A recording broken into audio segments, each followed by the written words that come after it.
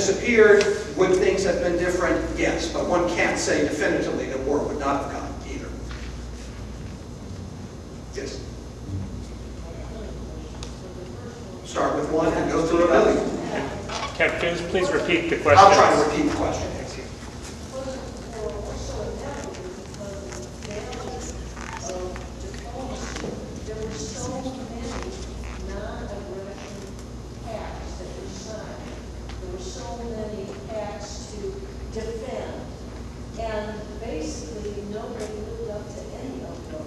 So the question is, wasn't war inevitable because of the failures of diplomacy, all of the many non-aggression, defensive, and other treaties? People signed them and paid very little attention to them. That is true.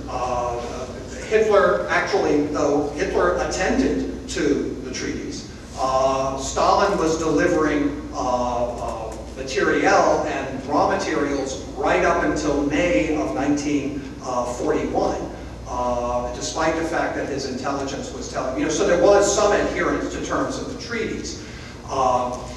Clearly, there was a failure of diplomacy, but it was because of the calculus of nationalism and economic autarky that meant that interests diverged from diplomatic commitments.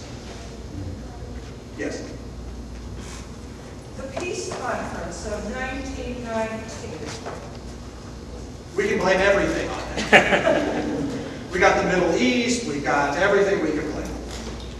Well, that was my question. How do you view what I consider mischief and, as you put it, economic autarky? Right. The question is, I'm going to rephrase it. What's the general historic judgment now on the Paris Peace Conference of 1919? Is that it was a horrible failure. That it had set itself an over-ambitious goal. It had consciously sought to model itself after the Congress of Vienna of 1814-1815, which was remembered, Henry Kissinger still remembers it, as a very successful sort of thing, but what it did was preserve 30 years of reaction, repression, and restoration of authoritarian monarchs. The people weren't expert enough, the diplomatic leaders were weak, Wilson got sick and was distracted and was back and forth. If there was one thing that all Germans agreed on after June of 1919, it was that the Treaty of Versailles was unjust, that it treated Germany unjustly based on responsibility for the outbreak of the First World War. John Maynard Keynes immediately wrote that. He had resigned and left the British delegation. I use in a diplomatic history course the economic consequences of the peace, and Etienne Manteau's riposte, the political consequences of Mr. Keynes, which was the French riposte defending the Versailles settlement, and have students read those two contemporary pieces. But fundamentally, it solved nothing. And again, it was because of the diplomatic asymmetry of it. Only Germany had to disarm.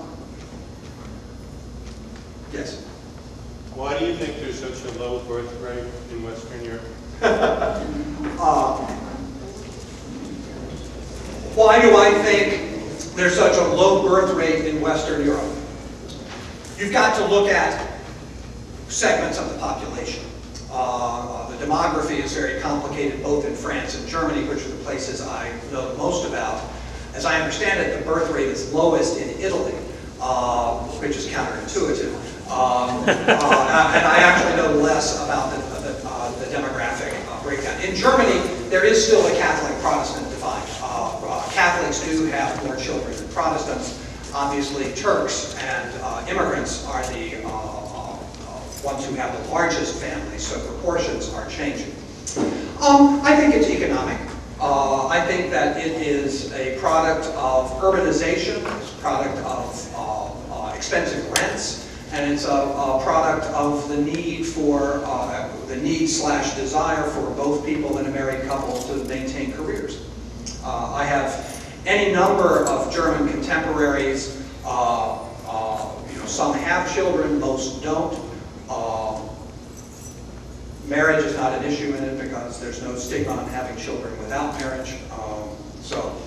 I think that people choose not to do it because there are other things they want to fill their lives with, or you feel they need to.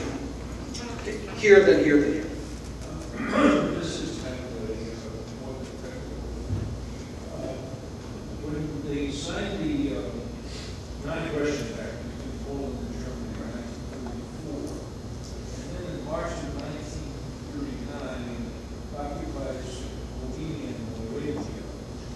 I just learned recently, and this was pointed out by a German apologist very recently, that Poland joined in the cutting up. Yeah, Poland annexed the Duchy of Teschen, actually the eastern part of the Duchy of I Teschen. think they got Ruthenia. No, they didn't get Ruthenia, they got Teschen, T-E-S-C-H-E-N in German. Two parcels. Okay, maybe they got part of it.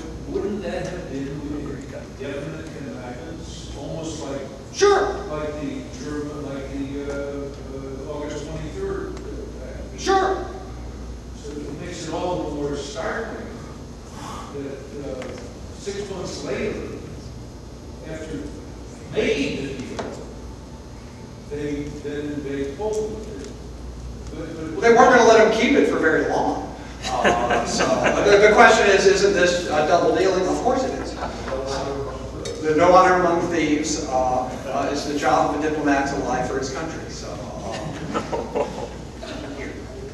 And do you see any similarities between the nationalism that was expressed during early periods in Germany and the contemporary radicalization of, say, Islam, aka nationalism of religion? Do I see any parallels between the radical nationalism of Germany in the 1930s and radical Islam nationalization of it?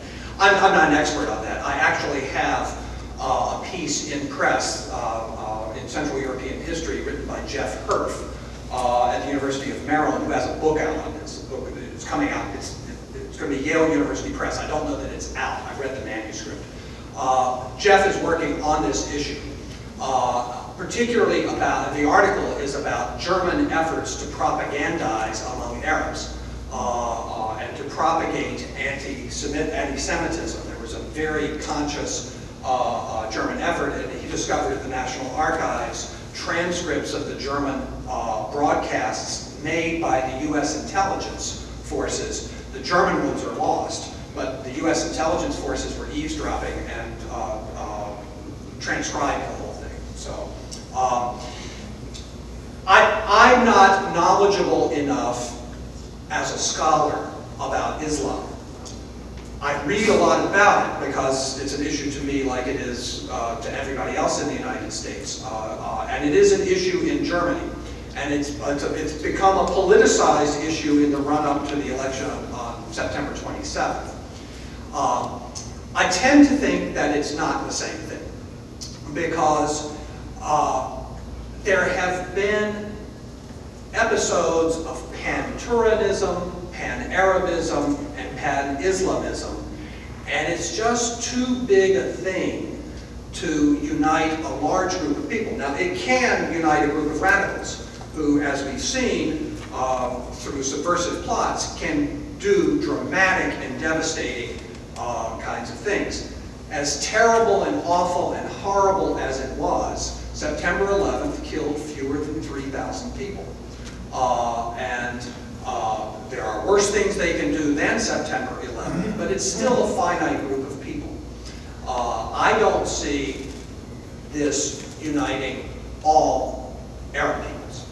We can't even get Iraq to unite, which of course aren't all Arabs.